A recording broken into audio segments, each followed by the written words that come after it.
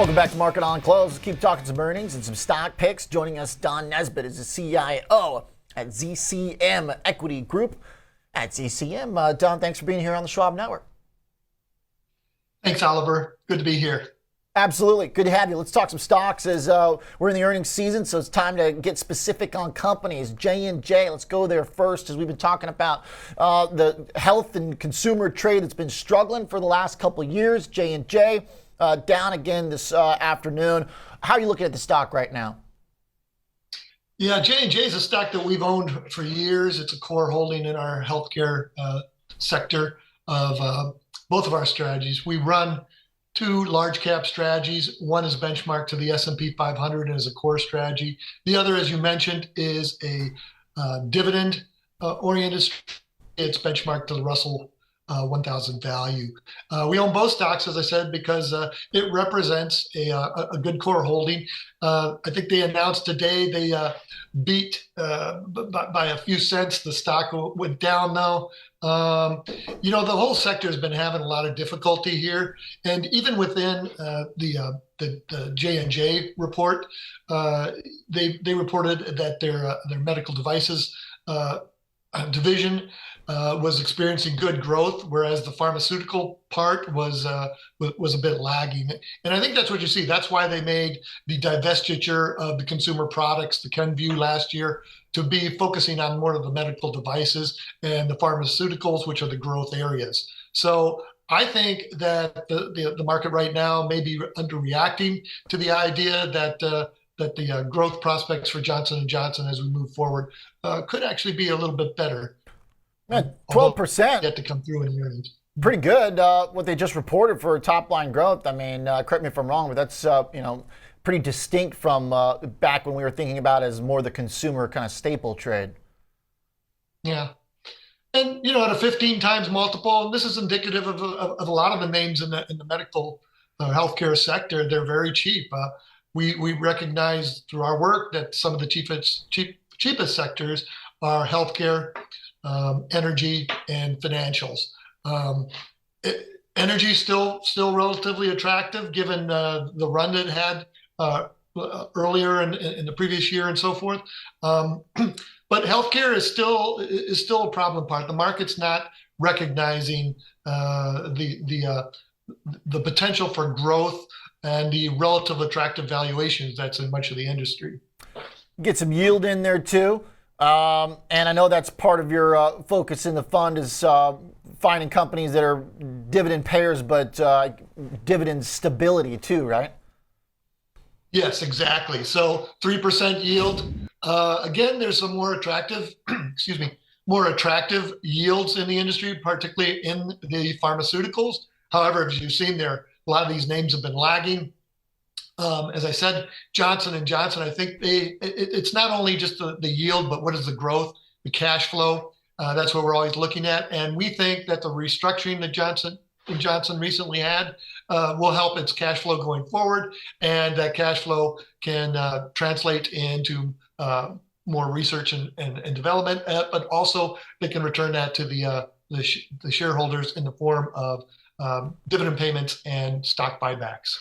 All right, well, it felt pretty hard first response after earnings, but now it's coming back here in the bounce off the low. Still down the day, but definitely has improved since its first response to earnings. Let's keep going with a few others here. Comcast, which also is in that dividend category. We got earnings coming up in a couple days. How do you think about sort of the legacy cable players at this point? Even though they do have, some nice connections to streaming as well, they've got a whole lot of old subscribers they're trying desperately to keep on to. Yeah, Comcast is an example of what we call a bargain stock. That's a neglected stock, and it's easy to see why that stock was neglected over basically the cable cutting. But it has a very strong internet business. It has a very strong theme parks business. And I think the market has not recognized that. So here you have a stock that in the communication sector. And, the other stock we were going to talk about today was AT&T. So AT&T is viewed more as a utility. I think Comcast has a better growth prospects than AT&T. So about a 2.7% yield, but only a 10 PE. So, and you've got growth looking in about the 11.5% range, looking out for the next 5 years. So that's an attractive combination. And again, this is a neglected stock, as we talked about. You've outlined some of the problems in the past, but in the name, what happens to a lot of these neglected stocks is people overreact to the bad news. They're not looking forward to the new news, and some of the things that we see with Comcast, if you look at the last 4 quarters, they've had great beats on the earnings, and so we expect that they could come out with another good beat this earning. And those are some of the things we're not only looking for cheap stocks in terms of attractive fundamentals, but they have to have what we call positive momentum characteristics.